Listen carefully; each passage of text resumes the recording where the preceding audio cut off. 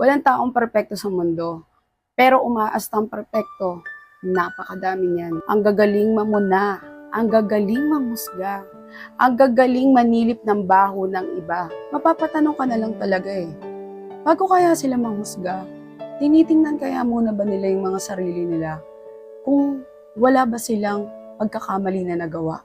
Sinisilip kaya nila ba yung kaloob-looban nila kung wala ba silang baho na tinatago sa mga sarili nila?